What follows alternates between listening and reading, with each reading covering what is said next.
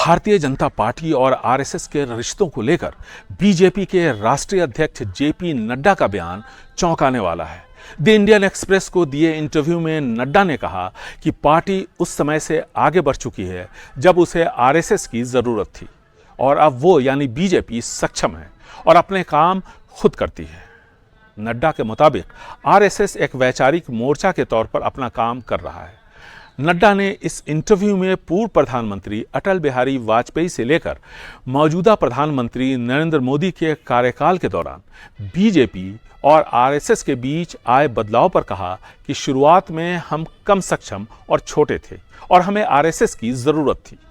आज हम बड़े हो गए हैं और हम सक्षम हैं। बीजेपी खुद चलती है, यही फर्क है। यानी नड्डा के मुताबिक अब बीजेपी की निर्भरता आरएसएस पर लगभग खत्म हो गई है। यानी हो सकता है कि आने वाले चुनावों में संघ के पन्ना प्रमुख उस तरह बीजेपी के लिए वोटर्स को जोड़ने और पोलिंग स्टेशन तक ले जाने का काम करते नजर न आए। फिर सवाल यह उठा कि क्या बीजेपी को अब आरएसएस के समर्थन की जरूरत नहीं है? नड्डा ने कहा, देखिए, पार्टी बड़ी हो गई है और हर किसी को अपनी अपनी जिम्मेदारियां और भूमिकाएं दी गई हैं। आरएसएस एक सांस्कृतिक और सामाजिक संगठन है और हम एक राजनीतिक संगठन। यह जरूरत का सवाल नहीं है, यह एक वैचारिक मोर्चा है जो वैचारिक रूप से अपना काम करते हैं। हम अपने तरीके से अपने मामलों का प्रबंधन कर रहे हैं और यही राजनीतिक दलों को करना चाहिए।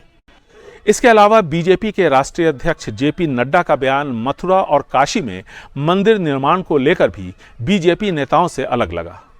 नड्डा का कहना है कि फिलहाल बीजेपी की मथुरा और काशी में विवादित स्थलों पर मंदिर बनाने की कोई योजना नहीं है। फिर सवाल उठा कि उत्तर प्रदेश के मुख्यमंत्री योगी आदित्यनाथ और असम के मुख्यमंत्री हेमंता बिस्वा शर्मा मथुरा और काशी में मंदिर बनाने की बात लगातार कर रहे हैं। इस पर जेपी नड्डा ने कहा कि इसमें कोई अस्पष्टता नहीं है। बीजेपी ने जून 1989 में अपने पालमपुर प्रस्ताव में राम मंदिर की मांग को शामिल किया था। लंबे संघर्ष के बाद मंदिर हकीकत बन पाया। यह हमारे एजेंडा में था।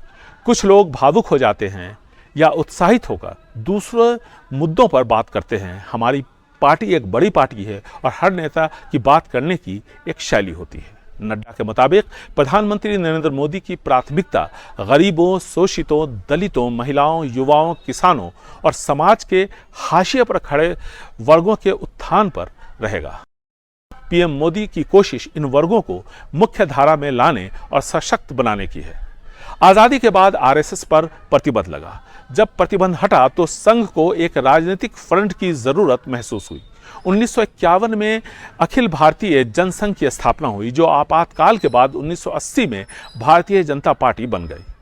आरएसएस ने अखिल भारतीय जनसंघ और बीजेपी दोनों को उंगली पकड़कर चलना सिखाया। अगले साल यानी 2025 में आरएसएस की स्थापना के 100 साल पूरे होंगे। निहाल किदवई, एनडीटीवी।